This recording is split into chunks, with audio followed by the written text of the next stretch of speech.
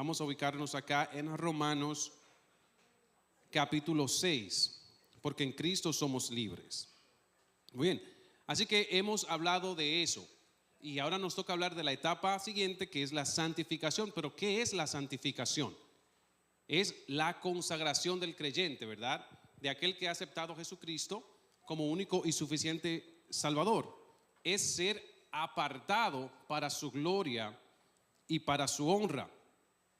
Y es necesario para el mensaje del día de hoy que podamos entender quiénes éramos antes de venir a Cristo y quiénes somos hoy ya que hemos venido a Cristo. Amén.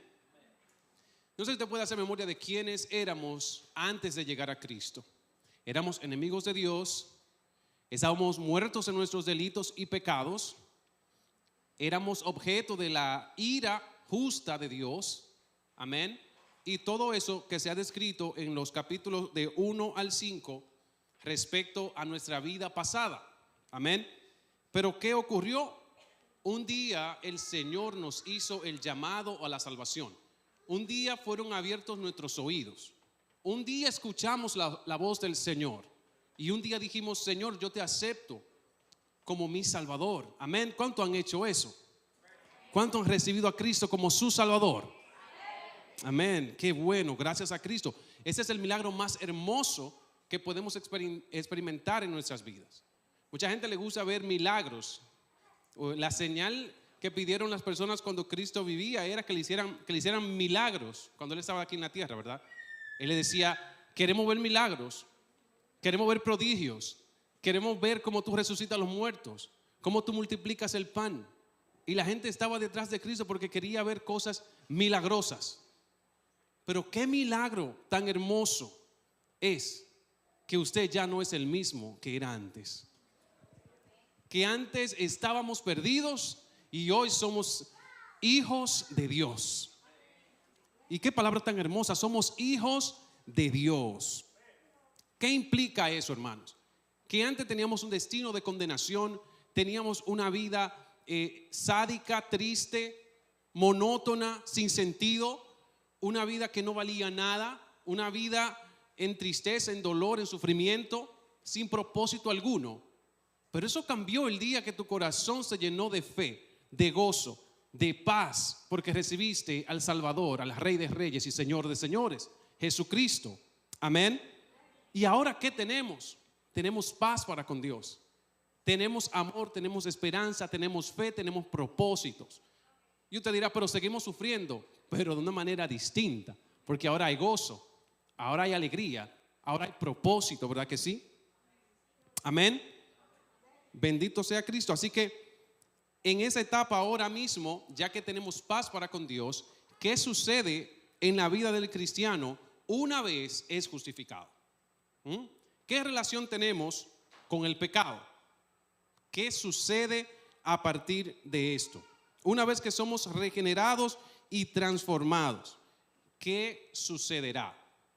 No sé si ustedes conocen a alguien que ha estado perdido hasta lo sumo, pero vamos a poner el ejemplo del hermano Pablo.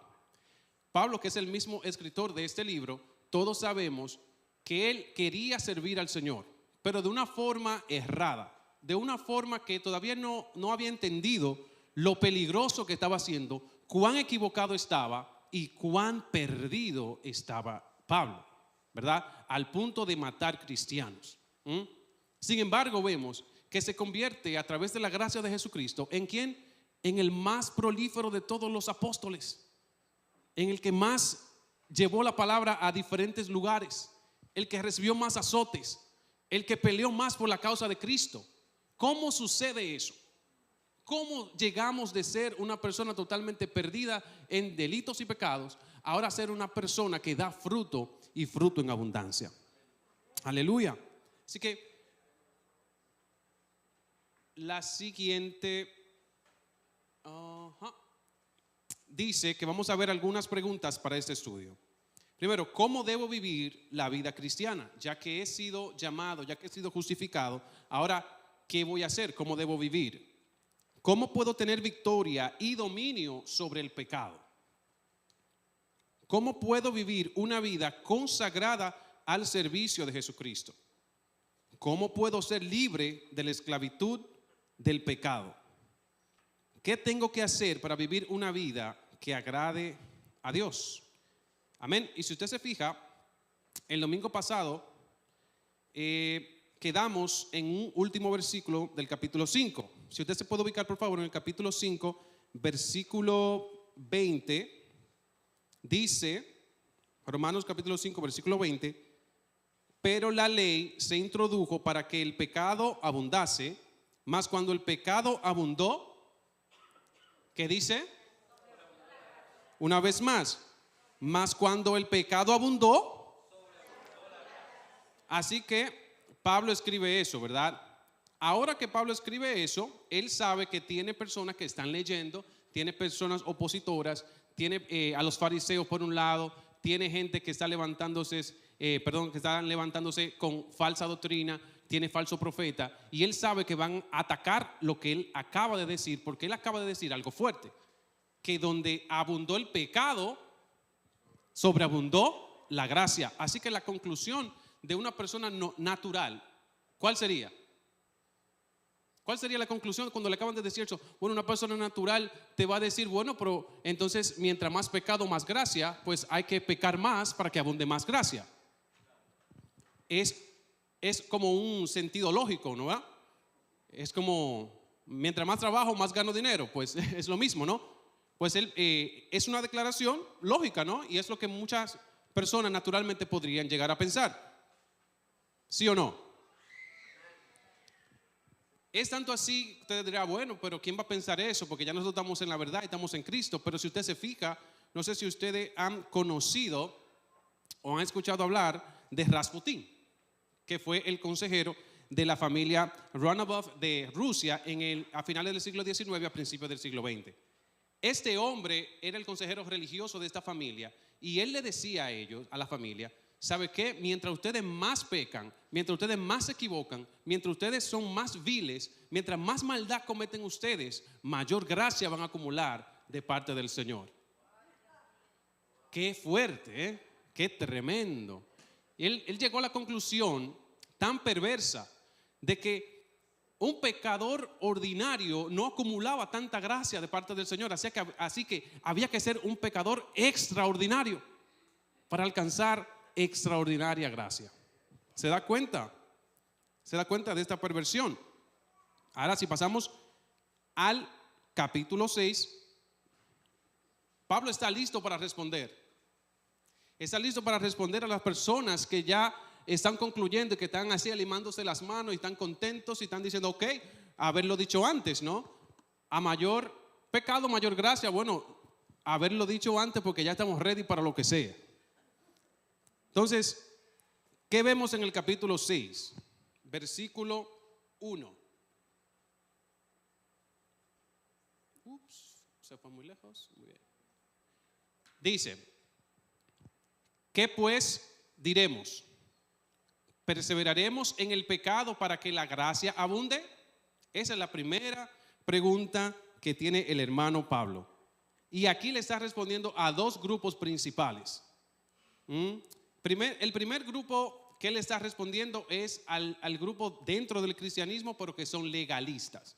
No sé si alguien ha escuchado acerca del legalismo, pero un ejemplo claro de lo que es el legalismo son los fariseos, que seguían la ley al pie de la letra, ¿verdad? El legalismo no es más que apegarse al fiel cumplimiento de la ley como requisito para salvación. O sea, el legalista piensa que solamente se alcanza la salvación mediante el cumplimiento fiel de la ley. Pero ya hemos conocido a través de estudios de la palabra del Señor que nadie puede cumplir perfectamente la ley. Así que estamos listos, ¿verdad? Si es el medio de salvación, pues nunca seremos salvos porque nadie es perfecto y nadie nunca lo ha sido más que Cristo. Amén. Hay tres tipos de legalismos que debemos mencionar y el primero es el externalismo, el que vive la ley para ser mostrada a otros, para quedar bien delante de los demás. Su religión es el estar bien delante de los demás, de los que les rodean, como los fariseos lo hacían, ¿verdad? Número 2 es obedecer la letra, pero violentar el espíritu de la ley de Dios. O sea, No sé si usted ha escuchado esto antes, donde la palabra del Señor dice que obedecen la letra. O sea, el Señor aún en un momento le dijo a los fariseos: ustedes diezman de lo más insignificante, ¿verdad? Sin embargo, se han olvidado de padre y madre. Le está diciendo: ustedes se han olvidado de lo más importante de la ley, que es la compasión, la justicia y la misericordia. Ese era el espíritu de la ley. Ese es el porqué, ese es el propósito. ¿Para qué Dios te va a decir a ti que des ofrendas, que hagas esto bien o mal, que haga esto, que sigas estas reglas, si no es para el propósito fiel de cumplir su justicia, su amor, su misericordia? Pero ellos llegaron al punto de distorsionar tanto la ley que decían: no, yo no puedo darte nada, papi, mami, porque mire, ya lo que yo tenía se lo di a la iglesia de ofrenda, así que no sé qué usted va a hacer. Entonces no habían comprendido, querían seguir. Dice la palabra que se tragaban colaban el mosquito y se tragaban el camello. Jesús fue fuerte. Cuelan el mosquito, lo más pequeño, lo más insignificante, lo están colando, y el camello, boom, se lo tragan. ¿Por qué? Porque está diciendo que quiere obedecer tanto la letra que se olvida del espíritu de la ley, del propósito para el cual Dios envió la ley. Y el tercer tipo de legalismo es aquel que agrega reglas propias a la palabra de Dios, que puede ser uno de los peores. Y hemos sufrido mucho eso en muchas iglesias, que usted dice: ¿y dónde que dice la Biblia eso? ¿Dónde que dice la Biblia que eso se debe hacer? Sin embargo, usted lo ve dentro de algunas iglesias como requisitos. Amén. Así que Pablo está preparado para decirle a este grupo de legalistas, porque el legalista dice: oh, pero si entonces ya no hay que, si usted peca y peca y no hay que cumplir la ley, ¿cómo que vamos a ser salvos? Porque la ley te condena. El legalista está diciendo: si tú no cumples la ley de Moisés, te vas a condenar. ¿Cómo es que vas a ser salvo si te estás equivocando, si no guardas la ley? Pero el otro extremo, que son los antinomianistas, Dios mío, pasé la semana entera tratando de aprenderme esa palabra y todavía sale mal. Antinomianistas. El antinomianista es el que vive sin ley. Es el contrario a los legalistas. Es el grupo de Rasputín. Son los que dicen: perseveremos en lo malo para que abunde la gracia. Así que estos son unos que viven en libertinaje. Son los que han convertido la gracia de Dios en libertinaje para pecar. Piensan que la gracia de Dios es licencia para pecar. ¿Cuántos dicen amén? ¿Cómo así?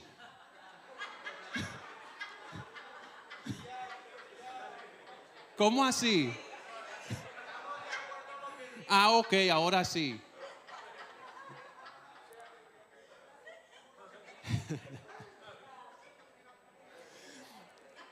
¿Cuántos antinomianistas hay acá? Dios mío, Señor. Entonces, la gracia no es una licencia para pecar. Y Pablo está listo para responderle tanto a los legalistas como a los antinomianistas de qué se trata. Yo había pasado eso. ¿De qué se trata la palabra del Señor, la gracia y su justicia? Muy bien, así que él, de nuevo, él dice: ¿qué pues diremos? ¿Perseveraremos en el pecado para que la gracia abunde? Cuando él dice perseveraremos, está hablando de una posición habitual en el pecado. ¿Puede el cristiano verdadero que ha aceptado a Cristo, que ha sido justificado, que ha sido lavado y comprado por la sangre de Cristo, permanecer en una vida de pecado? Pablo, para responder a eso, utiliza la máxima expresión para refutar algún argumento, y él dice: de ninguna manera. En el original griego en que se escribió, él utilizó la frase más alta que él podía conocer para contrarrestar un argumento. Dice: absolutamente no. Es como, en otra palabra, ustedes están poniendo locos. No, absolutamente imposible. No es compatible con las escrituras de que porque una persona haya aceptado a Cristo, ahora no le importe cumplir la ley. Porque somos salvos por gracia, ahora no le importa practicar la justicia, ahora no le importa la ley del Señor. Es completamente absurdo. No puede una persona que ha sido justificada por la sangre de Cristo permanecer en una vida de pecado. Ahora sí, ¿cuántos dicen amén? Muy bien, muy bien. Estamos atentos.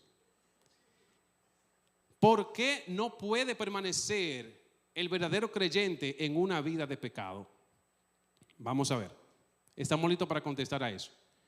Porque los que hemos muerto al pecado, ¿cómo viviremos en él? Muertos al pecado, repita, muertos al pecado. Muy bien, vamos a descifrar esto. Antes de que viniéramos a Cristo, estábamos muertos también, ¿verdad? Pero muertos para perdición, muertos en pecados, muertos en delitos, muertos porque no teníamos amistad para con Dios, muertos porque no había esperanza para nosotros, no había solución, nos esperaba una condenación eterna. Así que estábamos muertos para con Dios. Al recibir a Cristo, también morimos. ¿Pero a qué morimos? Al pecado. Hemos muerto a ese viejo hombre. El Abel antiguo tuvo que morir y Cristo tuvo que levantar un nuevo Abel. ¿Le pasó a usted también? Muy bien. ¿Y qué pasó ese día? Que fuimos libertados del poder del pecado. Ahora que estamos muertos al pecado, tenemos una nueva naturaleza y es la naturaleza de Cristo. Amén. Así que si ya hemos muerto al pecado, el pecado ya no reina sobre nosotros. ¿Cuántos dicen amén? Es decir, si ya yo vine a Cristo, si ya mi ser pecador ha muerto, ya ese pecado habitual no puede seguir morando en mi vida. Y es por eso que usted ve que cuando una persona acepta a Cristo, llegan esos ríos de agua viva, de gozo, de paz, de armonía, y llega un hambre y una sed de justicia que le dice a esa persona que debe arreglar cuentas con el Señor. Entonces la persona comienza a cambiar de vida, comienza a leer la palabra del Señor, comienza a indagar dentro de las Escrituras cómo agradar a aquel que lo había salvado.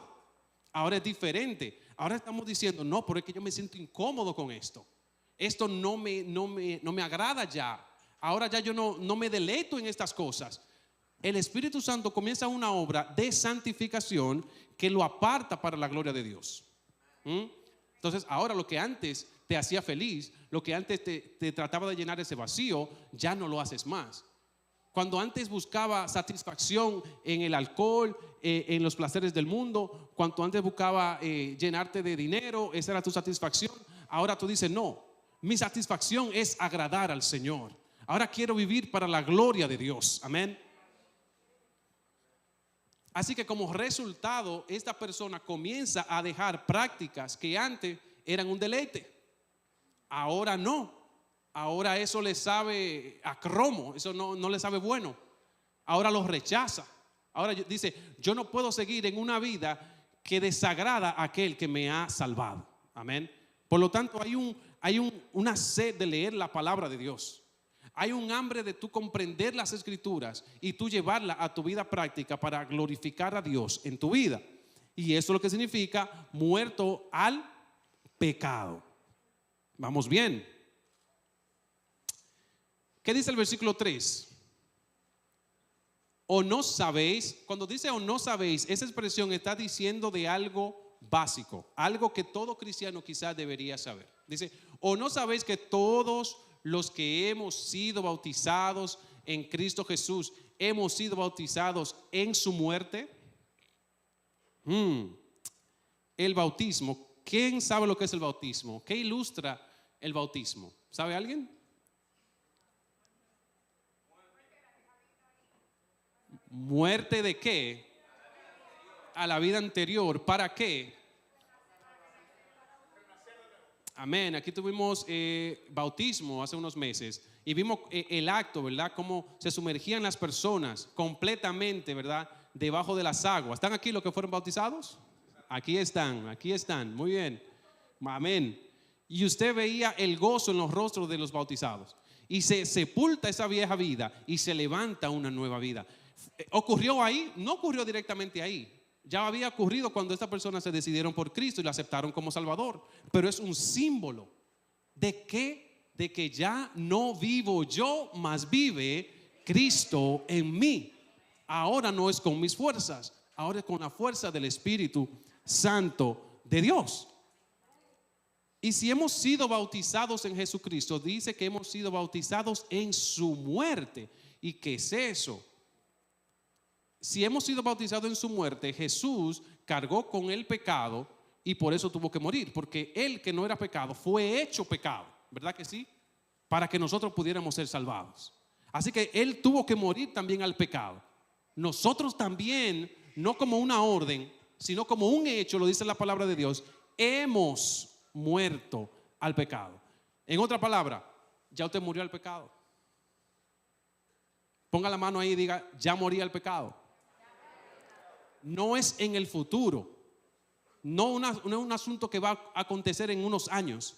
Es que ya has muerto al pecado. Por eso incomoda, por eso duele, por eso tú no puedes estar tranquilo llevando una vida de practicar el pecado, porque ahora ya eso no va con el nuevo ser que se ha levantado después del bautismo. Amén. Pero si fuimos bautizados en la muerte de Cristo, también en su sepultura. Amén. Ese viejo hombre de pecado ha sido muerto para que se levante el nuevo hombre que vive para la gloria de Dios. Y si bautizados en su sepultura, también hemos resucitados con él. Hemos resucitado con él porque ahora ya yo no vivo para mí, ni para satisfacer las obras de maldad. Ahora yo vivo para satisfacer a Dios en mi vida. Así que hemos resucitado. Ahora estamos vivos para una nueva naturaleza. Y bautizados también en el cuerpo de Jesucristo. Ahora somos uno con Dios, uno con Cristo y uno con su iglesia. Amén. Qué bueno que vamos ahí. Es decir, que ahora nos incomoda esta situación, cualquier situación como esa nos incomodaría y no se ajusta a la nueva vida y a nuestro nuevo estilo de vida, porque ya Cristo habita en nuestros corazones. Ya somos uno con el Padre, uno con Cristo. Así que ¿usted cree que Cristo le sienta bien una vida pecaminosa? ¿Verdad que no? No le sienta bien. Por lo tanto, nosotros tampoco. Por eso usted ha visto que cuando una persona acepta a Cristo de todo corazón, busca el consejo y dice, esto me incomoda, ¿cómo lo soluciono? Esta situación, y si usted lo ha sentido, es bueno que siga indagando en eso. Si usted ha sentido ese sentimiento de parte del Señor, de parte del Espíritu Santo, de que hay un área en su vida que todavía no ha sido transformada, es necesario que siga leyendo las Escrituras, es necesario que se acerque a su pastor y usted diga, yo siento que en esta área Dios quiere que yo siga siendo transformado. Es un área de mi vida que necesita ya pasar página. ¿Cómo lo hago? Y no es bueno ignorar este sentimiento que el Señor nos trae, porque muchas veces si usted ignora, sigue practicando. Pero hay un Espíritu Santo que te está tocando la puerta y te está diciendo que tienes que abandonar y dejar ese estilo de vida. Amén. Pablo sigue respondiendo y dice, ok. Muy bien. Me están ayudando, gracias. El otro. No. Atrás, ahí. Gracias, hermano, por la paciencia. Muy bien, así que ahora si vemos este versículo podemos seguir entendiendo el mensaje del hermano Pablo. Dice, y si morimos con Cristo, creemos que también viviremos con Él. No sé si a alguien le ha pasado que usted dice, yo soy cristiano, ya arreglé mi vida con el Señor, pero todavía hay unas cositas como que todavía están ahí. Hay una espinita que todavía me persiguen. Hay una cosita que todavía no terminan de sanar.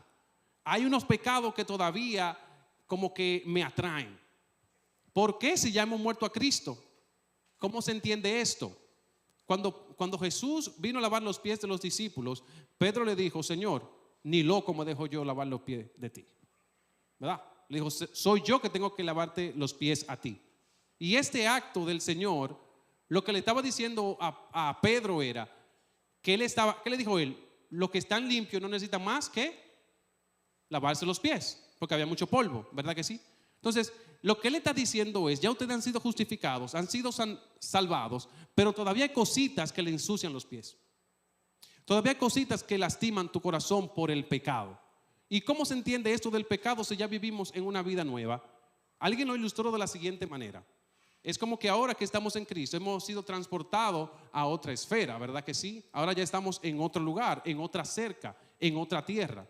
Pero el enemigo de nuestras almas, el diablo, sigue vociferando desde allá las cosas que nos atraen a esa vieja naturaleza, a esa carne que quiere seguir pecando. Entonces, cuando Él lo pone de esa manera, Él te diseña ese escenario de forma que te es atractivo, porque el pecado es atractivo. La tentación, la concupiscencia, es atractivo a ese cuerpo pecaminoso. Así que no necesariamente significa que todavía tú estés en el viejo hombre, no es eso lo que significa. Lo que significa es que todavía debemos seguir lavando nuestros pies, hermanos. Debemos seguir santificándonos. Debemos apartarnos, sí, de toda clase de pecado. Debemos apartarnos de toda actividad que nos lleva a pecar. Lavar nuestros pies significa que mientras estemos en esta vida vamos a tener desafíos, vamos a tener luchas, vamos a tener pruebas, vamos a tener debilidades, pero confiad, dijo Jesús, porque yo he vencido al mundo. Qué buena noticia. Hay una persona que fue un esclavo. Ese hermano pasó toda la vida siendo esclavo él era africano, del sur de África. ¿Y qué pasó con él? Él estuvo con esta otra mujer que le quitó todo, hermano, le quitó la ropa, le quitó posesiones y lo dejó meramente con una camisa. Este hombre no aguantó, porque este hombre dijo: yo no aguanto esta vida de pecado, ni esta vida de dolor, ni esta vida de esclavitud. Así que un día él se escapó y luchó por su libertad. El hombre se convirtió en un marinero y en el mar y con otros tripulantes conoció a Cristo. Este hombre tuvo una vida tan transformada después de haber sido esclavo que se convirtió en pastor. Y después que se hizo pastor, ¿sabe qué pasó? Comenzó a componer canciones. Y esa es la clase de vida que Cristo nos da a nosotros. Y este hombre fue quien escribió Amazing Grace. ¿Ve? Eso es lo que Cristo hace en nosotros. Desde un esclavo allá en el sur de África, Dios lo llevó a ser pastor, y no solamente esto, sino a componer canciones que todavía el día de hoy impactan nuestras vidas. ¿Alguien ha escuchado Amazing Grace? Sublime Gracia, ¿verdad que sí? Gracias, pastor, traduce, ¿ve? Sublime Gracia. Entonces, también eso es eso lo que Dios va a hacer contigo. Quizás tú no lo sabes, quizás tú no tienes la gran desesperanza de que Dios va a hacer de ti quizá un pastor, o que tú vas a componer canciones que impacten la historia de la humanidad. Pero ¿sabes qué? A tu alrededor hay gente que necesita escuchar estas palabras. Tus vecinos necesitan escuchar que Jesús cambia, que Jesús transforma y que hay un mejor plan para tu vida. Amén. Qué bueno es conocer que tenemos esperanza en Cristo. Qué bueno es saber que ahora somos uno con el Señor, que ahora hemos sido unidos a Cristo. Y por eso ya nosotros no podemos estar como aquellos que pensaban que mientras más pecamos, más gracia vamos a tener. Imposible, porque ahora hemos conocido a nuestro Señor y sabemos que debemos vivir una vida que le agrade. Pero también sabemos que si acaso fallamos, abogado tenemos en Cristo que nos perdona de todas nuestras faltas y nuestras culpas. ¿Qué quiere eso decir? Que ahora no hay un enemigo de nuestras almas que nos pueda seguir acusando. Aunque él siga acusando, aunque él siga tratando de que tú peques, es un argumento inválido. Ya él pagó por todos nuestros pecados, por todas nuestras culpas y por todas nuestras rebeliones. Ahora somos libres para bendecir y adorar el nombre de nuestro Dios. ¿Cómo se vive esto ahora en la práctica? ¿Cómo vive una persona que sabe que es libre en Cristo? ¿Cómo vive ese tipo de persona? Vive agradando a Dios.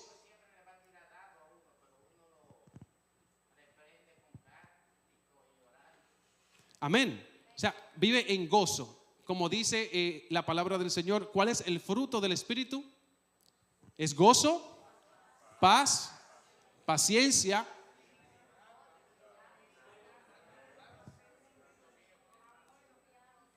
Así vive una persona que ha sido transformada por el Espíritu Santo. Así vive una persona que sabe que ya no practica una vida de pecado, porque ahora soy libre. El pecado antes me dominaba, pero ahora yo soy libre de hacer lo que Dios me ha llamado a hacer. ¿Usted sabe lo bonito que es eso, hermano? Que ya usted no tiene que pecar por obligatoriedad, que ya usted no está forzado a pecar. Eso es lindo saberlo, porque ahora tú no puedes decirte y engañarte tú mismo y decir, oh, esto es porque esto es lo que yo soy. Ahora yo no puedo tener la excusa delante de Dios, es que yo soy así, es que eso es bueno, es que la carne es débil. Que se ha convertido en una excusa más que en un versículo bíblico fiable, ¿verdad? La carne es débil, hermano, usted sabe. Pero la palabra de Dios nos ha enseñado ¿a qué? A que el Señor nos ha hecho fuerte en Él, que en nuestras debilidades Él es fuerte. Y dice que no nos ha dado un espíritu de cobardía, sino de poder, amor y dominio propio. Ya no tenemos que pecar, hermano. Ya no podemos usar esa carta delante del Señor para vivir una vida en pecado, practicar el pecado. No, ahora el Señor nos dice, yo te he libertado y te he puesto en una posición de que ya puedes rechazar la oferta del pecado. ¿Decimos amén a eso? Por lo tanto, ahora sí, dice la palabra del Señor en unos versículos más adelante, no reine el pecado en vuestro cuerpo mortal. Cuando dice no reine, es que a ti que ya has sabido esta verdad bíblica, no le entregues tu voluntad al enemigo de tu vida. No le entregues tu reino, tu dominio, tu vida, tu amor, tu corazón al mundo, porque la paga del pecado es muerte. Mas la dádiva de Cristo, que es su regalo, es vida eterna. Tú tienes el poder en tus manos ahora. El Señor te ha dado la libertad de tú ser esclavo de la justicia. Ya no esclavo del pecado, sino esclavo por amor. Ahora es diferente. Ahora esa voluntad tuya, si tú puedes entregársela a lo malo, bueno, bien que lo puedes hacer. Pero el Señor te está diciendo, no reine pues el pecado en vuestros cuerpos mortales. El Señor te está diciendo que ahora tú puedes caminar en libertad.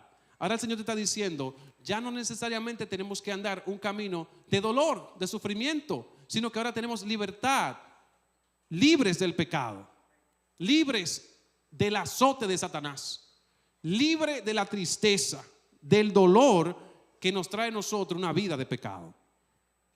¿Y cuál es la promesa del Señor? Él dice, porque el pecado no se enseñoreará de ustedes. Esa es la esperanza que tenemos en el Señor. Usted está preocupado porque mañana usted puede que se aparte del Señor. No se preocupe por eso, porque nuestra salvación está segura en Cristo. El Señor nos está diciendo aquí, el pecado no se enseñoreará de ustedes. Ahora nuestro Señor es Cristo. Ahora nuestro Señor es el Espíritu Santo. Por lo tanto, vamos a andar en esperanza, sabiendo de que eso no nos sucederá a nosotros. Amén. Eso quiere decir que nosotros no nos apartaremos del Señor. Vamos a perseverar en Él.